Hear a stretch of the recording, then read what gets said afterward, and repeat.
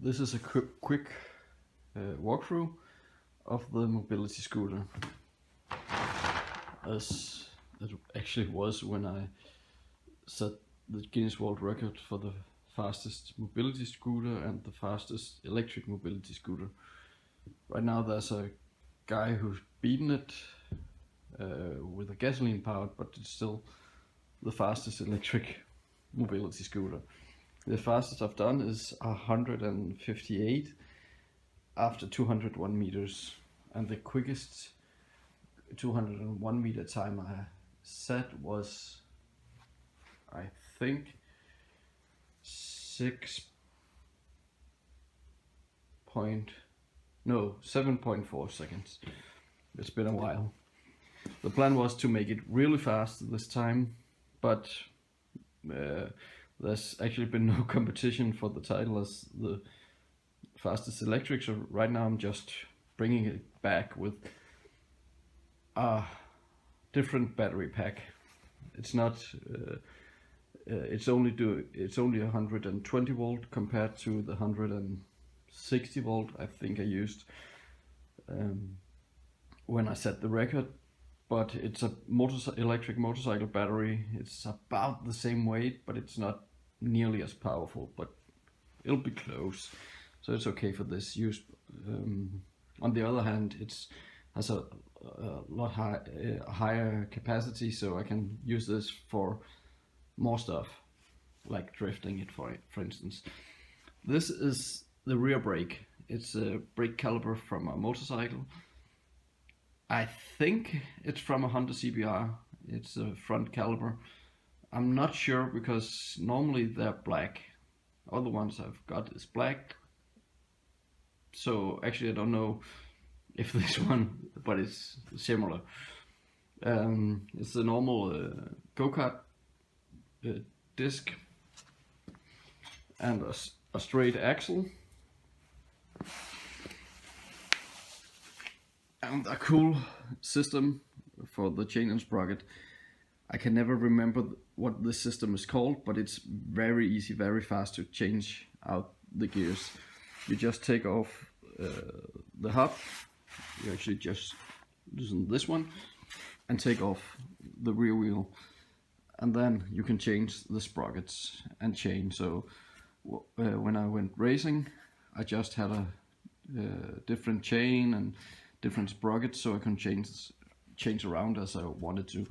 But this is actually pretty, this is set up for 201 meter or eighth of a mile racing, so it's very fast in the beginning and not going for top speed, but still I think it did about 140 kilometers an hour after 200 meters.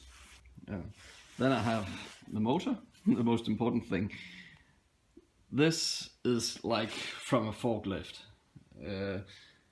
It had a slight renovation, like I think the back end was broken, so a friend of mine welded it up, and I think Glenn von True Cousins looked at the brushes and the commentator, no, what's it? Yeah, down there. And skimmed it, so everything was perfect, but it's been running flawlessly. This was only supposed to be like a gimmick, wasn't supposed to go that fast. The plan was only to go like, yeah, I guess 100. The record was at the time, Colin Firth's record, it was 115 kilometers an hour, and the plan was just to beat that, and we did. As you see from the stickers, it's been raced quite a lot, and actually I got a trophy from the biggest car meet in Denmark, where it got best in show over jet dragsters and a lot of other cool stuff.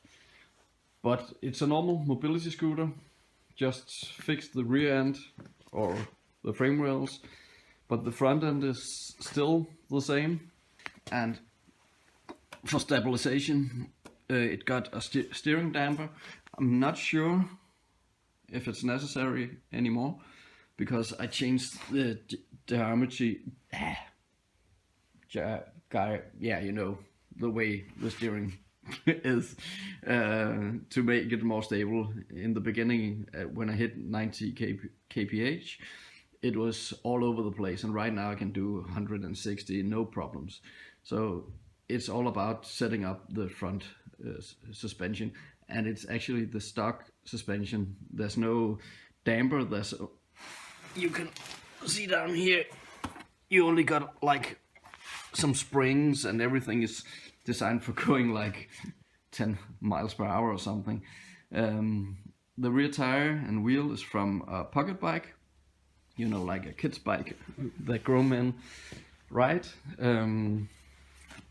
There's the brake, the caliper from a motorcycle, and the throttle grip is actually, this is the only electric vehicle I got that uses a normal throttle grip and cable, because the controller I'm using needs a resistance. Yeah, it's called a pot box. It sits down here. Normally the throttle is like a hall sensor that gives out 1 to 5 volts, but this controller needs 0 to 5 kilo ohm, and this makes that. It's like very old school. It's just a resistor, like a potmeter down here. So the wiring on this is very, very simple. You have the throttle goes into 2 wires. These purple wires. So all that's connected to on the low voltage side is these 2 for the throttle, and then I guess down here somewhere, sorry about the mess, I have a positive and a negative, and that's all we use for the low voltage side. These are connected to the main contactor as well. So very simple. All this other clutter is for like there's some LEDs and a horn, and yeah, and up here we actually also have a kill switch. You have like a leash on your hand, so if you fall off, it'll stop. But a very, very simple setup. But now the plan is to, as I said, some other batteries, and I think I'm going to reuse the controller as I had it before. The controller is, I think Kelly Controller says it's 1,000 amps and can go up to 180 volts. And on my drag bike, I ran it at that, and it did. I had a hard time getting more than 800 amps out of it.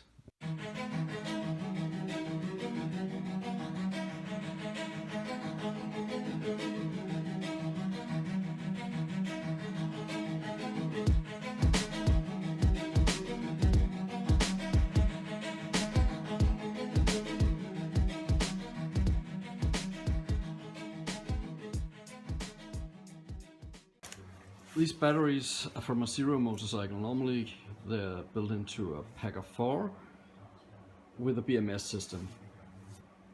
But the batteries are connected with,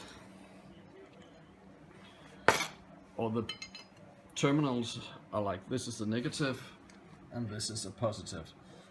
And the plan is, these are each 102 volts normal, I think, maximum of 116 volts. And I'm going to run them as such, but they have a maximum voltage, amp draw at about 200 or 300 amps, depending on which data sheet you read. But I'm probably starting off safe with about 200 amps per pack. So I'm going to run 400 amps from the batteries. So the plan is to run it like this. I'm sorry about the writing, I wrote it upside down, but the camera didn't catch that. But I'm going to mount these 2 kilowatts instead of the one down there. It'll run from the positive terminals. I have to get some mounting brackets made for that. So I run probably 2 cables to the first contactor, and then through the fuse, and then through the second contactor with a pre-charge.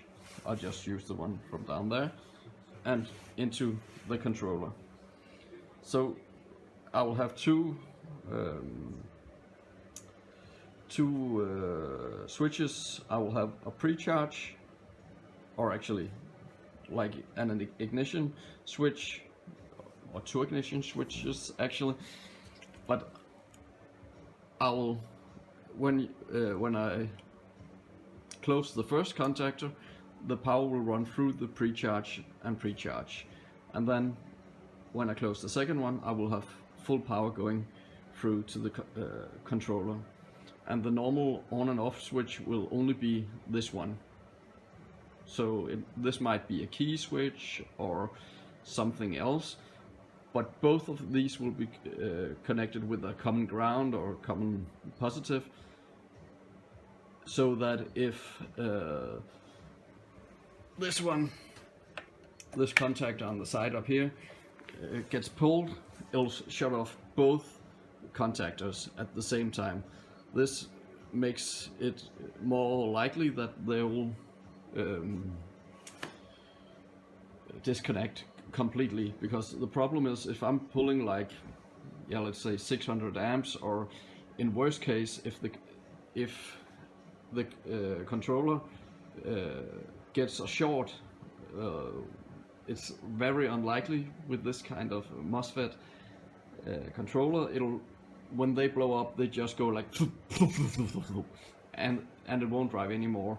But I have seen them where they get a short, and because I'm running a DC motor, it'll just take everything from the battery. So instead of 600 amps or whatever, it might take 1000 amps to the motor. And these contactors should be able to handle it, just one, but they're old, and if everything goes wrong, one of them might fuse together or get an arc, but 2 of them is very unlikely. So that's why I want this set up. It's overkill, and those contactors are very expensive, but it's better to be safe than sorry. So